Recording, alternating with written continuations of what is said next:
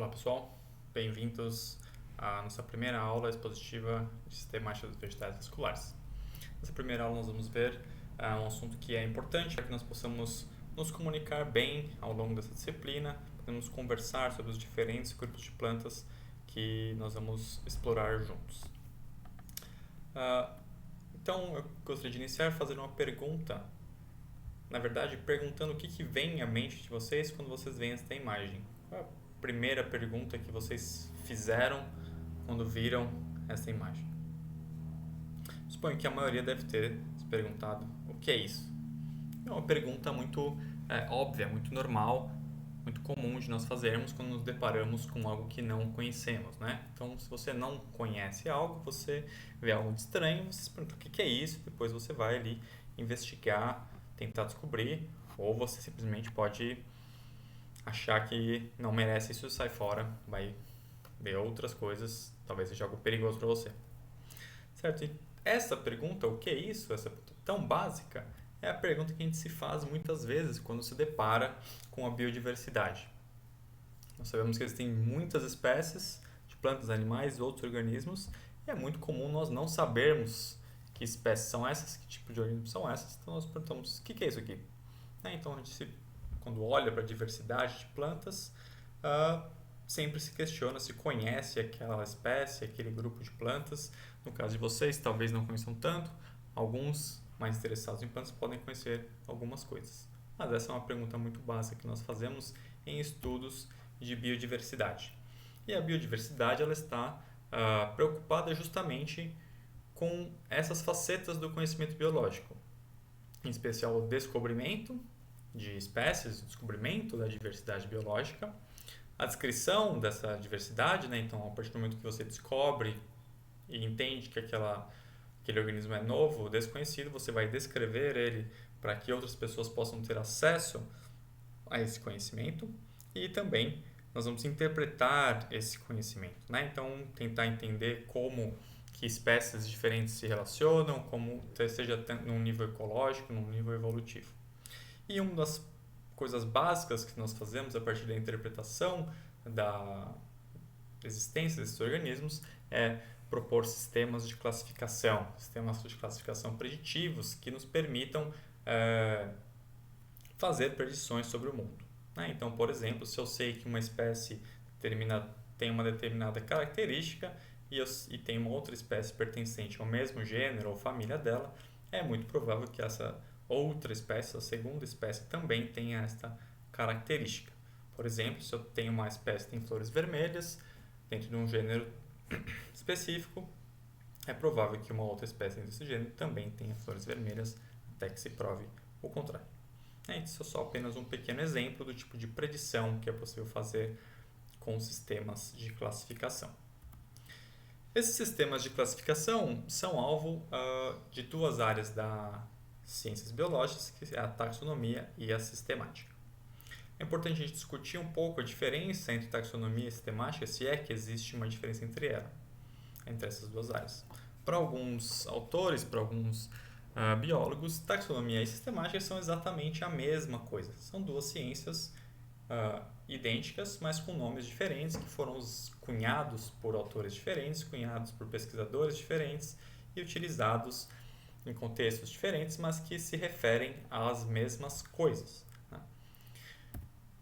No caso, a descoberta, classificação e contextualização da biodiversidade, como nós acabamos de ver. Então, todo esse trabalho aí de entender a biodiversidade seria alvo da taxonomia e da sistemática. Para outros autores, a taxonomia seria uma área que está circunscrita pela sistemática e se ela se refere unicamente à descoberta e descrição de organismos, de espécies novas.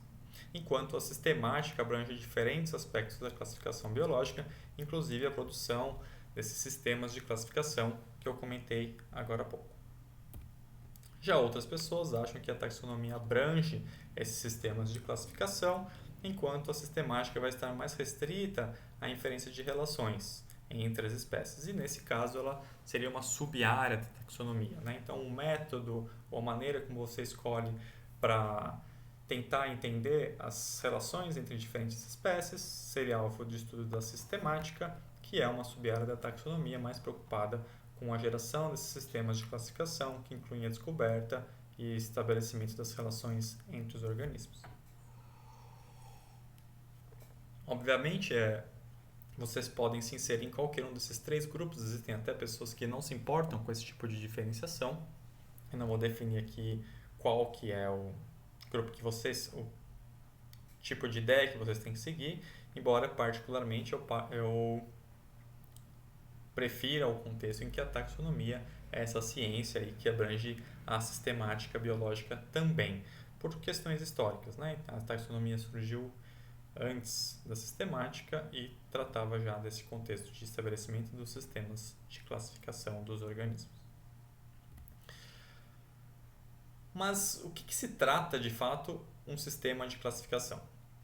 Então seria legal a gente dar uma olhada, ter uma visão histórica de como esses sistemas foram criados, né? Uma das primeiras pessoas que falou sobre a existência de sistemas de classificação de organismos foi o André Cesalpino. Para o Cesalpino, um sistema de classificação tem que ser um sistema que permita que você estabeleça uma hierarquia entre os organismos, entre as espécies, e ele deveria ter algumas características, como por exemplo, ser de fácil uso, então não vai ser nada complicado de usar, qualquer pessoa poderia ser capaz de usar esse sistema de classificação para identificar uma espécie e saber quais são as propriedades dela. Ele deveria ser estável, ou seja, não deveria sofrer muitas mudanças ao longo do tempo. Se você atualiza um sistema o tempo inteiro, ele passa a ser complicado de usar, né? Então, assim, isso acontecia muito aí com, sei lá, o Windows. Toda hora mudava a cara do Windows e as pessoas tinham que aprender de novo a usar aquele sistema no computador delas. Um sistema de classificação ele também vai ser auxiliar à sua memória. Então, você não precisa decorar todas as relações, porque você tem esse sistema para facilitar o acesso ao conhecimento. Ele tem que ser preditivo, como eu disse antes, ou seja, permite que você faça predições sobre sobre a distribuição de características dos organismos e também quem pode ser mais relacionado com quem. Ele tem que ser conciso, ou seja, compacto, menos complexo possível. Em cima dessas ideias do Cesalpino, não só dele, né, passou quase 200 anos entre o Cesalpino e o Linneu. Tiveram vários avanços na teoria do que seriam sistemas de classificação, ou não necessariamente avanços, mas discussões sobre o que seria isso, proposições de como classificar os organismos, mas uma grande revolução se deu quando o Linneu se debruçou sobre a diversidade biológica. Uma das grandes novidades que o Linneu trouxe foi o uso de binômios, que é tratar as espécies com o uso de apenas 2 palavras, uma se referindo ao gênero que aquela espécie se pertencia e a segunda que era o epíteto específico, que distingue dentro ali do gênero quem que são essa espécie. Antes desse tratamento dado pelo Linneu, era muito comum se usar frases inteiras para descrever um organismo. Então, por exemplo, seria uma árvore com troncos marrons, flores amarelas, frutos que se rompem e liberam sementes aladas. Então o Linneu veio e falou, não vamos usar uma frase inteira para chamar essa espécie, vamos só chamar de gênero e epíteto. E interessantemente o gênero ele é um nome, né? Ele é um substantivo, e o epíteto ele é um adjetivo, né? Então é como se fosse a árvore grande, por exemplo, ou a árvore amarela ou flores amarelas, algo desse tipo. Então, para o Linneu, esses sistemas de classificação eles teriam que ser, além de tudo, naturais, né? Então, sobre aquelas ideias que a gente discutiu do Cesalpino, ele adiciona essa noção de que um sistema natural é aquele que reflete a ordem natural da criação dos organismos, das espécies. Essa ideia de sistema natural, a partir daí, vai começar a se tornar muito mais forte. A gente vai ver isso mais para frente, na aula que a gente vai tratar de sistemática filogenética, mas é interessante vocês já saberem que o Linneu tinha essa preocupação em criar um sistema que refletisse a ordem natural dos organismos. Subsequente aos trabalhos do Linneu, houveram alguns desenvolvimentos em relação ao sistema dele, especialmente no que diz respeito à delimitação de espécies e alguns contextos teóricos, mas que não avançaram muito essa ideia de criar um sistema natural, mas houve algumas mudanças, principalmente no contexto de o que nomear e como nomear. Uma coisa muito comum, uma coisa muito interessante que aconteceu foi a ampliação dos níveis taxonômicos. Né? Então, para Linneu haviam reinos de organismos, ele considerava apenas três, na verdade, o reino vegetal, animal e o mineral. Dentro de vegetais tinham tudo que não se move, né? Então você tinha ali plantas, fungos, todos juntos, tudo que ficasse parado no lugar, estaria dentro dos vegetais. Dentro desses reinos teriam ordens e dentro das ordens os gêneros, as espécies.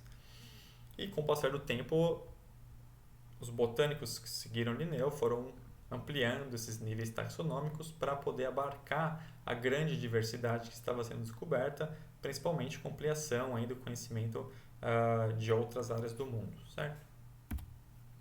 Então hoje nós temos aí, pelo menos no contexto da botânica, algumas principais níveis taxonômicos, né? Então reino, que é muito comum para todos os organismos, e depois a gente tem divisão, que seria o equivalente ao filo na zoologia, e para baixo disso classe, ordem, família, gênero e espécie.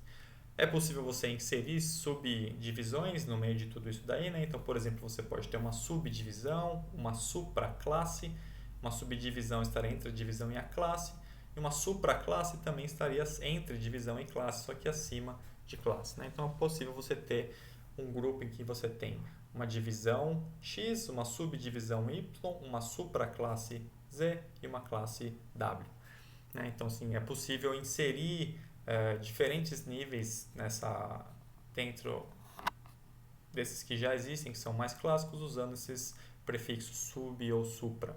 Tá? Ou super, em alguns casos tem na zoologia, acho que eles usam muito superordens, por exemplo. No contexto da botânica, existe uma regra de se utilizar sufixos específicos para delimitar alguns níveis.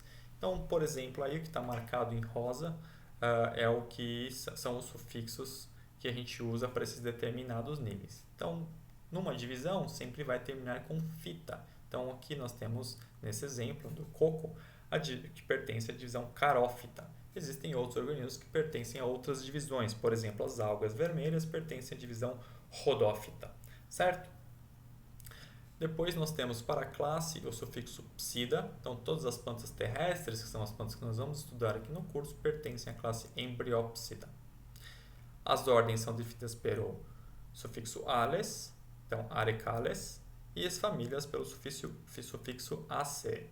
No caso aí da família do coco, Arecaceae, certo? E depois o gênero e a espécie não tem esse uso de sufixos, porque, como eu disse antes, o gênero é um substantivo, é um nome, e o epíteto específico é um adjetivo. Então, o coco é o Cocos nucifera, certo? Então, é importante vocês saberem esses sufixos para a gente poder se comunicar mais fácil. Toda vez que eu falar para você algo que termina em ales, por exemplo, fabales, arecales, zingiberales, você vai saber que eu estou falando de ordens. E sempre que eu usar ace, você vai saber que eu estou falando de uma família. Por exemplo, Poace, Fabaceae, Menispermaceae, Sapindaceae, são todas famílias que vão estar dentro de ordens diferentes. Então, a partir do uso desses sufixos, a gente pode se comunicar mais fácil, vocês podem ter uma ideia muito mais rápida de qual que é o nível taxonômico que nós estamos conversando. Seguindo mais um pouco aí no desenvolvimento da taxonomia vegetal, entre o século XIX e XX nós tivemos mais alguns refinamentos dessa classificação do Linneu e também o início das regras de nomenclatura botânica. Essas regras de nomenclatura botânica são importantes porque antes da existência do Código Internacional de Nomenclatura, as pessoas faziam o que elas queriam. Né? Então, cada um fazia o que queria, dava o nome da espécie aqui, mas aí o outro já deu o nome para aquela mesma espécie em outro lugar, e cada um fazia de uma maneira diferente, um usava uma família, outro usava uma ordem. Algumas coisas ainda são subjetivas na formulação de classificações taxonômicas, especialmente na definição de nomes, mas o Código de Nomenclatura Botânica traz alguma base para que não se tenha um esforço duplicado ou que se tenha discrepância entre o que as pessoas estão fazendo. Então, a comunidade de taxonomia vegetal pode trabalhar em uníssono em prol do mesmo alvo, que é de conhecer a diversidade de plantas. Então, vamos olhar um pouco o que se trata o Código de Nomenclatura Botânica.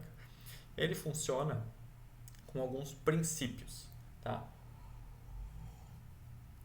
Que vão estabelecer a aplicação de nomes para as entidades botânicas. A primeira delas é que o Código de Nomenclatura Botânica é independente de outros códigos. A segunda é de que nomes são únicos. A terceira é de que os nomes devem ser escritos em latim. A quarta se refere à publicação dos nomes, estabelece uma regra de prioridade. Essas regras também são retroativas, ou seja, sempre que elas são mudadas, elas são retroativas. Se eu fizer uma nova regra hoje, ela vai voltar no passado. E também os nomes eles são baseados em tipos nomenclaturais. A nomenclatura botânica é baseada em tipos nomenclaturais. O que significa a independência dentro dos outros códigos?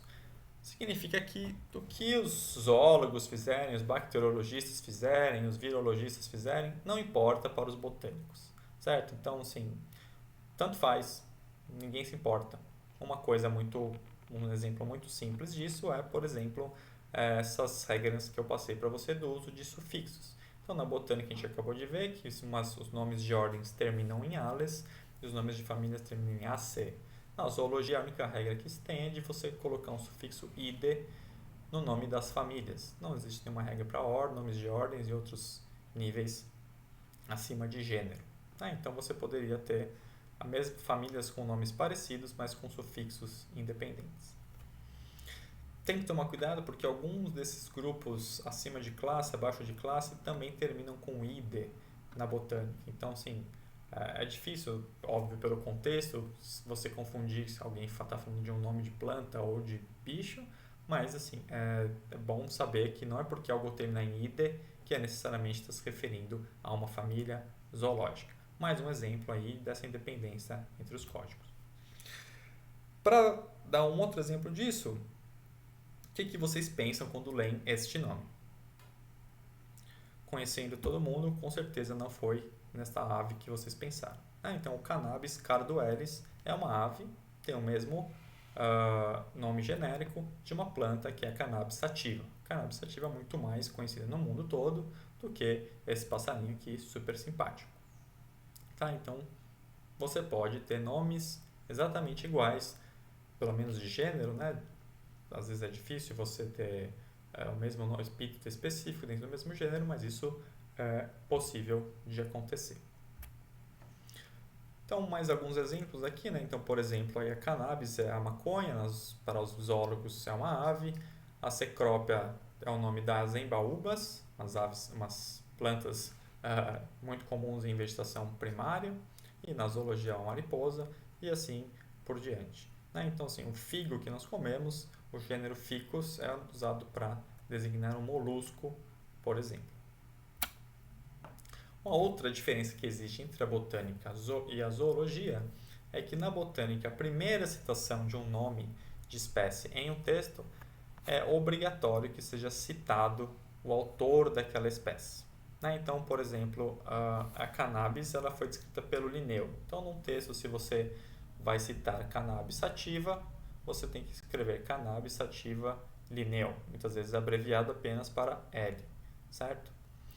Na botânica também não é permitida tautonímia, que é o uso do mesmo nome, da mesma palavra para o gênero e para a espécie, a gente vai ver daqui a pouco, e também quando ocorrem combinações, ou seja, você transfere uma espécie de um gênero para outro gênero, por exemplo, deve ser citado o autor, tanto o autor da combinação original, entre parênteses, quanto o autor que propôs a modificação para o novo gênero fora dos parênteses. Então, na zoologia, quando ocorre uma mudança, você só coloca o autor do gênero original entre parênteses. Vamos ver como isso ocorre na prática. Então, por exemplo, aqui em 1825, nós temos o De Candolle, DC, descreveu essa espécie Inga pedicelaris. DC é a maneira que a gente abrevia o nome do Auguste de Candolle, que foi um botânico que trabalhou nessa época. Em 1996, o Barnaby e o Grimes entenderam que esta espécie não deveria mais pertencer à Inga, e sim ao gênero Balizia. Então eles transferem a espécie Pedicelaris para o gênero Balizia. Então aí fica marcado entre parênteses DC, que é o nome de quem propôs essa espécie, quem descobriu essa espécie, e fora dos parênteses está o Barnaby e o Grimes, que foram as pessoas que mudaram a espécie do gênero em que ela foi originalmente descrita. Por exemplo, aqui eu poderia ter descrito em 2017 uma espécie chamada Balizia balisia, e aí tem o meu nome aí fora, né, Borges, dizendo que eu sou o autor desta espécie. Mas isso é proibido na botânica, isso é a tautonímia, que é muito comum em nomes na zoologia. Tem o Canis canis e vários outros, que eu não lembro, por leão, por exemplo, se não me engano, é um nome que tem tautonímia. Não é possível fazer isso justamente porque Balizia balisia, você vai ter dois nomes, não vai ter um nome e um adjetivo. Só o gênero pode ser um substantivo, o epíteto específico tem sempre que ser um adjetivo, certo? Isso aqui que eu mostrei também são exemplos de outras três características aí da nomenclatura botânica, que é o uso de nomes em latim, nomes únicos e o princípio de prioridade de publicação. Todos os nomes que nós vimos até agora são nomes em latim e sempre vai ser assim na botânica. Vamos ver um pouquinho então mais detalhe o que quer dizer eles serem nomes únicos e a prioridade de publicação. Então, nesse exemplo aqui, que a gente tem o urucum ele é conhecido como Bixa orellana, uma espécie que foi descrita pelo Linneu, olha aí o Lzinho depois de orellana. E esse nome ele tem que ser único, ou seja, deve existir apenas um nome que se refere à entidade que nós conhecemos como urucum, uma entidade biológica, certo? Então, vamos ver como é que isso funciona. Várias pessoas, o urucum ele é uma espécie que ocorre amplamente aí na América, né? Então, assim, o Linneu descreveu o Bixa orellana em 1753. Só que vários outros autores descreveram esta mesma planta com nomes diferentes, baseados em materiais de áreas diferentes daquela que foi que proveu o espécime que o Linneu usou para descrever o urucum. Então, por exemplo, Boyer descreveu o Bixa acuminata em 1837. O Ruiz e Pavan descreveram Bixa odorata em 31. E depois tivemos mais uma espécie sendo descrita em 1909, outra em 1809. E o Kuntze descreveu aí, fez uma modificação, transferiu o nome do Linneu, Bixa orellana, para outro gênero, Orellana. Então ficou orellana, o que nós já vimos que não é possível de ser feito, certo? Você não pode ter essa tautonímia aí. Está claro para nós hoje que todos esses nomes de espécies se referem a uma única espécie, que é o urucum. Não existem vários tipos de urucum. Então, todas as espécies descritas depois do Linneu, na verdade, são considerados sinônimos de Bixa orellana. Então, apenas um nome é aplicado à entidade urucum, que é o Bixa orellana. Todos os outros nomes são tratados como sinônimos porque eles foram publicados depois. Então, o nome mais antigo é o nome que tem prioridade de aplicação na hora da seleção desses nomes, tá? Então, como Bixa orellana foi descrito primeiro pelo Linneu, nós chamamos o urucum de Bixa orellana ao invés de Bixa acuminata, que é um nome que foi descrito em 1837. O último princípio que nós vamos ver aqui é o princípio do uso de tipos, tá? Então, todos os nomes em botânica, na verdade, o gênero e as espécies são baseadas em tipos. O tipo é algo que vai trazer à existência aquele nome, né? Então, o tipo de um gênero é uma espécie. Não existe nenhum gênero sem uma espécie. Isso por quê? Porque senão eu poderia sair por aí descrevendo vários gêneros. E aí um dia que alguém traz uma espécie, aí eu falo, tem que ser colocada nesse gênero que eu descrevi. Então você não pode descrever um gênero sem uma espécie. E uma espécie não pode ser descrita sem que exista um espécime, uma amostra biológica, em uma coleção. Aqui vocês estão vendo essa imagem, é um exemplo aí de uma espécie, de um espécime botânico numa coleção. Os espécimes são geralmente essas amostras secas e prensadas de uma planta. São afixadas numa cartolina junto com informações sobre quem coletou essa planta, onde foi coletada e quando foi coletada.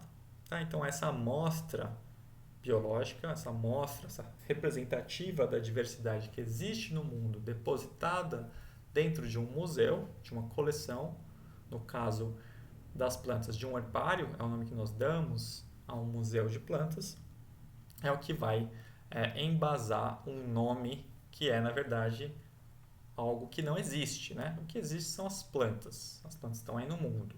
A gente quer dar nomes para elas. Então, para que a gente possa dar nomes para elas, é preciso que haja algo referenciando elas no mundo real. Então, com base nesse espécime, nós podemos escrever uma espécie que vai ter que ser designada dentro de um gênero. Tá? Então, gêneros sem espécies não existem. Uma coisa importante de vocês saberem é que sempre que a espécie tipo de um gênero, o que acontece com os tipos, acontece com quem eles estão designando. Então, por exemplo, digamos que eu vejo essa planta aqui, eu entendo que ela, na verdade, pertence a um outro gênero. E ela é o tipo do gênero. Todo este gênero vai ter que ser transferido para esse outro gênero, certo? Se eu mudar o tipo. O que acontece com o tipo acontece com o nome. A gente vai ver isso em mais detalhe na aula prática, por exemplo. Aqui nós temos, então só para vocês entenderem o que está acontecendo aqui, né? Como eu falei antes, nós temos nessa amostra biológica uma cartolina com uma planta. Isso a gente dá o nome de exicata. E ela vai conter um espécime, que é a planta em si, e um rótulo com as informações, como eu disse para vocês.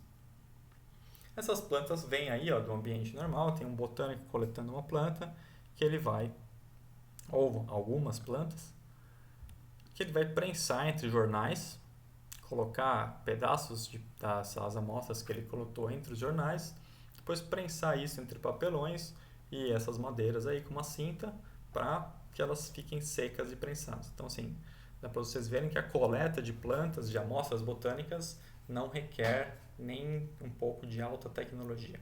Hoje em dia a gente faz algumas coisas mais interessantes também, né? Por exemplo, coleta amostras em sílica, que depois podem ser usadas para a extração de DNA, mas o básico para a gente ter uma amostra no museu é isso. Corta-se as plantas, colocam elas entre folhas de jornal e prensa aí com essas prensas para que elas fiquem achatadas e secas.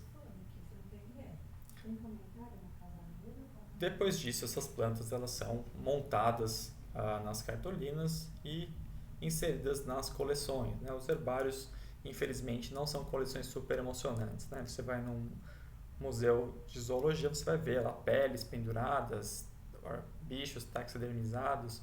Essa é a visão que você vai ter quando entrar num herbário. Um armário cheio de papel, né? Parece que só tem papel aí. Mas não, esses papéis estão aí afixando essas amostras de plantas que dão existência aos nomes que nós usamos.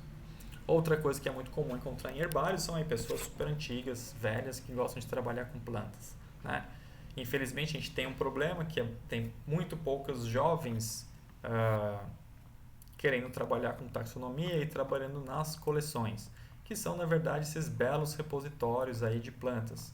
Você tem coleções no mundo que tem milhões e milhões de plantas, de amostras biológicas. Então, você tem coleções na Europa e nos Estados Unidos com mais de 7 milhões de amostras. E é super legal, todo esse conhecimento biológico está associado a essas coleções. São materiais extremamente preciosos para o conhecimento biológico. Hoje em dia, obviamente, está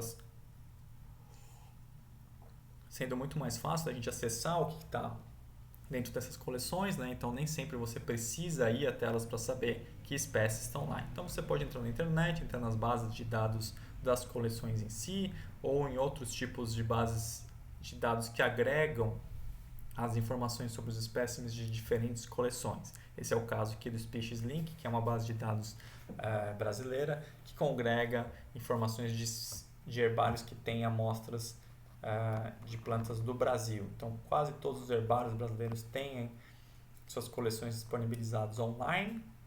No mínimo, você vai ter as informações que tem no rótulo, por exemplo, o nome da espécie, onde elas foram coletadas, quem coletou, e muitas vezes você tem também uma imagem da planta, da escata, você pode olhar essa imagem.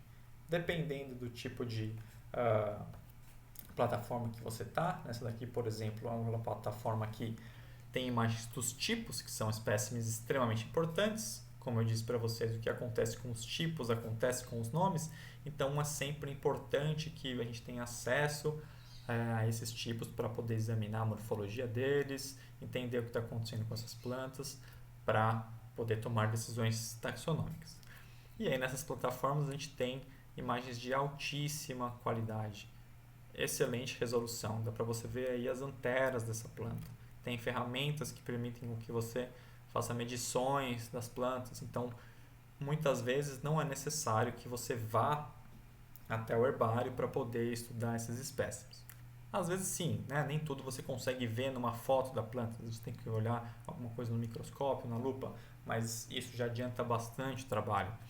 E eu tenho um estudo que eu fiz que mostra que esses dados que a gente coleta nas plantas são tão bons quanto se você tivesse ido lá no museu e medido as plantas, né? Então, coletar dados de imagens é praticamente tão bom quanto coletar dados das plantas e muito mais barato.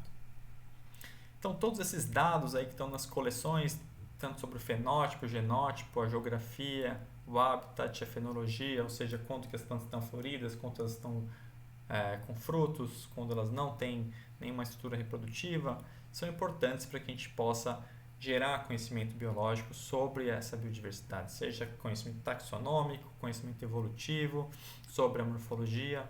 Todos os aspectos da biologia dependem aí em maior ou menor grau desse conhecimento que nós temos sobre as plantas que nós coletamos e depositamos nessas coleções.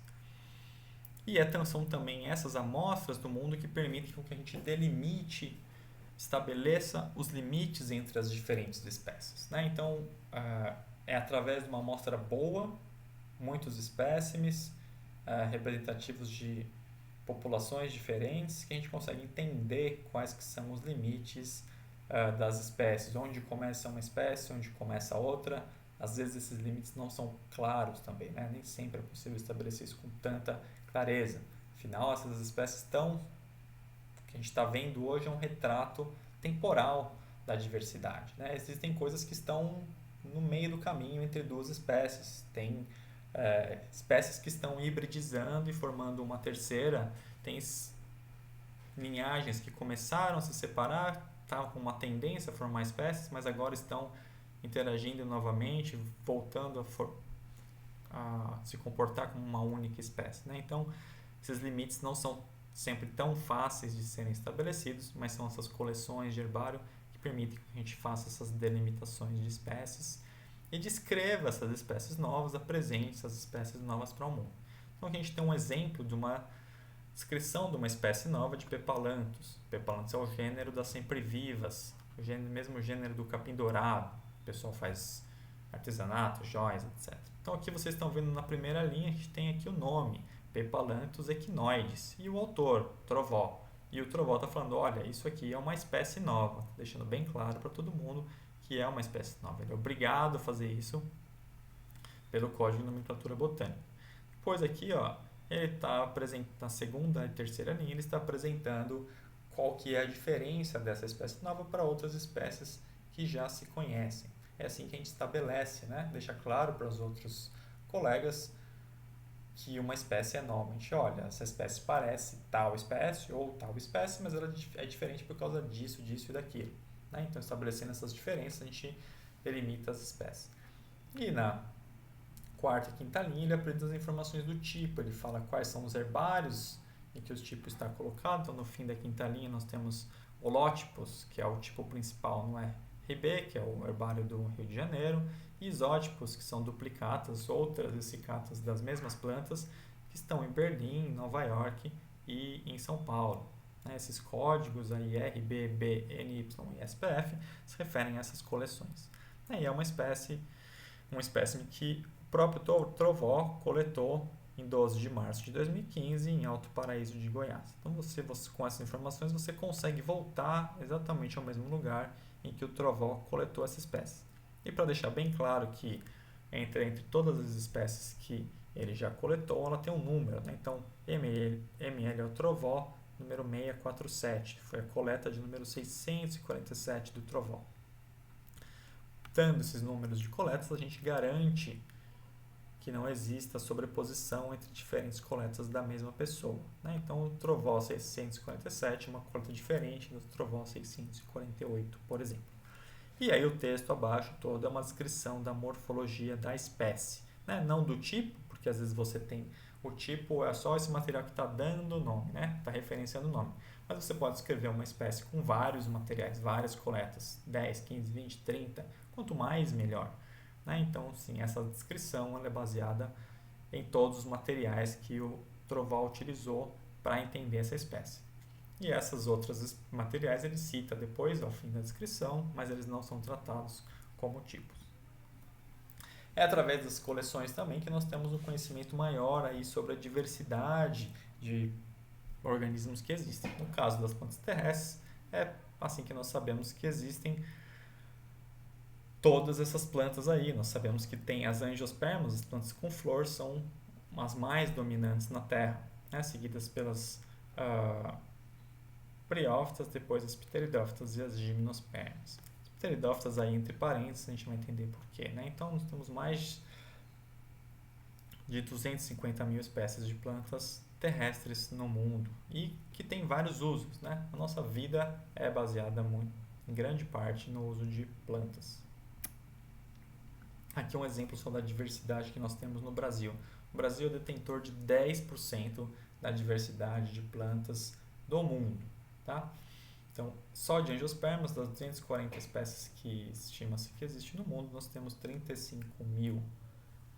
Só vale lembrar que aquele número que eu mostrei antes, esse número aqui é um número estimado. Esse aqui é um número que nós temos certeza de espécies que ocorrem no Brasil. 35.549. Super exato, resultado fresquinho que saiu em 2020 para a gente. Através das coleções também nós podemos fazer estudos muito mais interessantes. Tem muita gente que acha que coleções é essa coisa estática, põe as plantas lá, põe os tipos lá, sabe onde que ocorre planta, qual que é o nome delas. Mas é possível a gente entender evolução a partir do estudo das coleções. Esse aqui é um exemplo que eu sempre gosto de mostrar, muito legal, que esses autores viram que estavam acontecendo com essas plantas na China. Então lá tem uma espécie que é da mesma família das margaridas, Salsura laniceps. Eles estavam olhando as plantas no herbário e notaram que de 1990 até 2000 havia uma tendência de queda no tamanho das plantas. Então é o que está expressando esse gráfico aqui à esquerda. A média ali, mais ou menos, da altura das plantas em 1900, em coletas feitas em 1900, era de 20, 30 centímetros. Isso foi caindo aí em 1980 e poucos, 1990, para 10 centímetros quase. Em 2000 isso muda um pouco, mas é um reflexo de amostragem muito maior que esses autores fizeram. Então esses caras foram lá na China, coletaram um monte de plantas e acharam aqui um monte de diferentes tamanhos, mas existe essa tendência aí de queda no tamanho das plantas. E eles se perguntaram o que está acontecendo, que está diminuindo o tamanho das plantas ao longo do tempo. E foram lá olhar uma outra planta que ocorria na mesma área, China, e perceberam que não havia nenhum tipo de diferença. Então, Salsura medusa, coletas ao longo do ano, aí no gráfico B, ao longo dos anos, na verdade, não tem nenhum tipo de mudança. Então, tem variação, indivíduos pequenos, de 5 centímetros, até indivíduos grandes, de 25 centímetros, todos eles sendo coletados ao longo do tempo aí. O que acontece é que essas plantas, Salsura laniceps, são usadas pelas populações locais. Então, assim, onde essas plantas são muito coletadas, elas tendem a ter uma altura menor, ou seja, cerca de 10 a 15 centímetros. E onde elas são pouco coletadas, em áreas que as populações não acessam, elas têm o mesmo tamanho que se esperaria que tivessem desde 1920, né? Em torno de 20, 25 centímetros. O que está acontecendo aqui é uma seleção contra um extremo. Então as populações vão lá, coletam os indivíduos maiores, arrancam eles da população, esses indivíduos não se reproduzem, não passam seus genes e a média da população, então, ela é deslocada. Né? Você tira os maiores, então a média de tamanho da população vai ser os menores, vai diminuir, porque só os indivíduos mais baixos é que vão se reproduzir. Então, olha só, você consegue entender evolução, microevolução, olhando para os dados do herbário. Muito legal esse exemplo de como as coleções são importantes e são fontes de estudos diferentes. Uma última coisa que eu queria conversar sobre as coleções por vocês é a repetibilidade. Exemplos que eu vim dando até agora de descrição de plantas, descrição da biodiversidade, estudos de evolução, são muitos, às vezes muito específicos para quem quer trabalhar com plantas, né? Mas repetibilidade é uma coisa muito importante que as coleções nos concedem. A presença de um espécime em uma coleção que referencia um estudo permite que nós confirmemos a validade desse estudo. Então, digamos, você faz um levantamento das plantas de uma determinada área para um projeto de pesquisa, você pode depositar espécimes nas coleções, que é o que nós chamamos de vouchers, são esses espécimes que referenciam algum outro estudo, com o número de coletas e o nome das espécies. Passado um tempo, eu posso chegar lá no herbário e falar, olha, vou questionar o resultado desses autores. E eu olho se você identificou suas plantas corretamente. Se você listou ali quais são os seus vouchers e quais as espécies que eles estão referenciando, eu posso conferir isso. Se você não listar, eu não posso. Então, eu não posso repetir o seu estudo, porque eu não tenho acesso aos dados que você usou. Infelizmente, a maioria dos estudos em ecologia, por exemplo, não fazem isso. Esse trabalho de 2008 identificou que mais de 60% dos trabalhos da literatura examinada apresentavam uma descrição vaga sobre como foram feitas as identificações botânicas e onde que os espécimes foram depositados. Então, mais de 60% desses estudos não poderiam ser repetidos. Então, as pessoas publicaram, chegaram a conclusões específicas sobre aquilo que elas investigaram, mas criaram um contexto em que não é possível reproduzir os resultados delas. E isso é uma crise que nós temos vivido na ciência atualmente, que é de falta de repetibilidade. A pressão para que se produza resultados inéditos, resultados impactantes, tem diminuído a qualidade em primeiro lugar, a qualidade com que os trabalhos são feitos, de certo modo, então as pessoas não se preocupam em facilitar a repetição dos estudos delas, e também as pessoas não se preocupam em tentar testar esses estudos para ver se eles estão, se é possível reproduzir aquilo que foi descoberto pelos autores. Então, só recapitulando, a gente pode dizer que a maior parte do conhecimento biológico que nós temos, seja ele em diferentes áreas, começa com a coleta de espécimes, de amostras botânicas, de amostras de organismos no mundo.